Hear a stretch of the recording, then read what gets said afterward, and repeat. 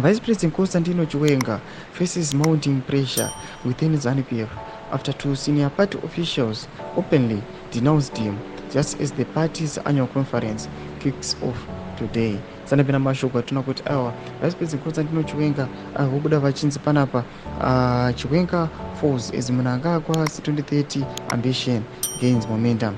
Don't forget to subscribe or like or turn on the bell icon. Timira panapa tuna mnamomi kudamini which is the officials, both key allies of President ED, emphatically endorsed Mnangagwa's leadership, urging him to extend his rule beyond 2028.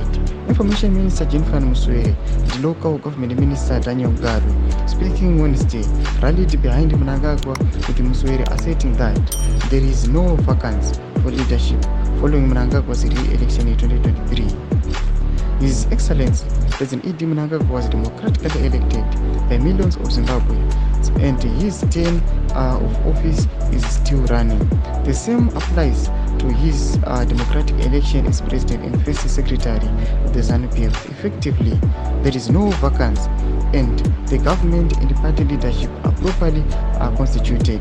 Do mashoko atogwana Muswere atuna kuti aiwa mashoko awa ane vanhu vanoopposa vakawandisa zvezvamunoziva mukatasa kubva paelection victory yakaitika muna 2023 muchiona kunyangwe neSADC yatoziva kuti mutungamiri wenyika yeZimbabwe ndo vari chairman ikoko vanotoya vachitoti kugadzira ziyom report vachitoti ma-elections awa they were flawed, ma-elections akanga si credible, but tinoona vana Muswere vanotoya vasingabatiri pathat report vachitoti aiwa mutungamiri wenyika akatonyatso kutowina, nyika yose mamillions akamuvhotera.